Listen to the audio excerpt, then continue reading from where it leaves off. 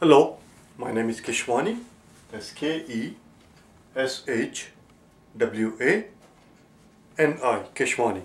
I have been solving math problems for GRE out of this book here, practicing to take the GRE general test, the 10th edition. If you do not own this book already, purchase one immediately.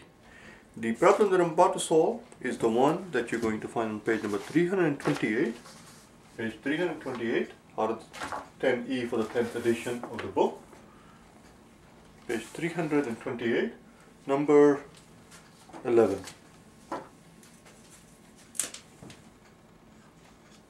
Let's take a look at it. So they give you a picture here. Let's draw the picture here, reproduce here.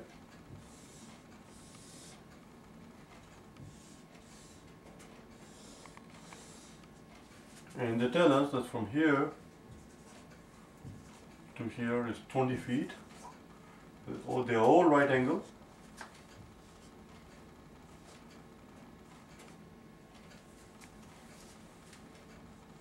They are all right angle, which is very important because in this exam we cannot take liberties. In other words, if I were to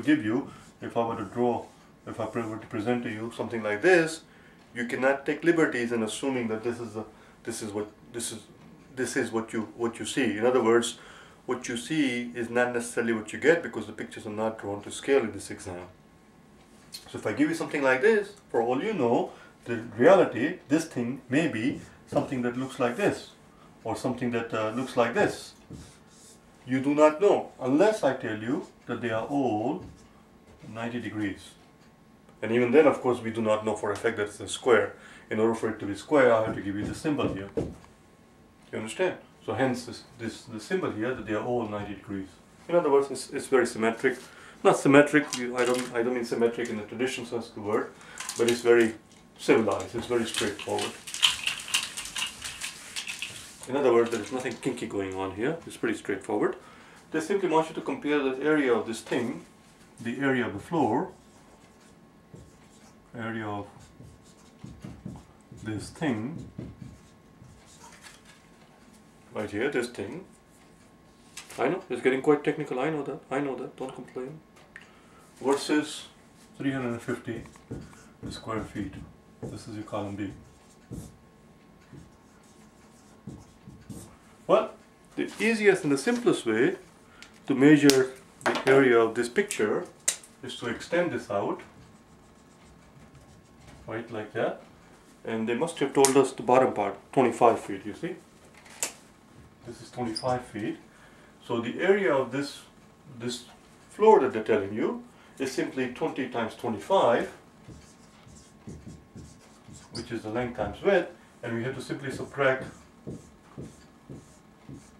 the area of this guy. Now the problem with this scenario is that we do not know. We do know, they do tell you that from here to here is 15. They do tell you that this is 15. But nowhere in the problem they tell us, let me erase this thing. So this is 90 degrees, we already know it. But we do not know this length. We do not know this length, let's call it x. Since we do not know this length here, the only way we could have figured out the value of x, is if they had given us this distance here, let's call it A to B. If they had given us the distance A to B, then we could have figured out the distance C to D.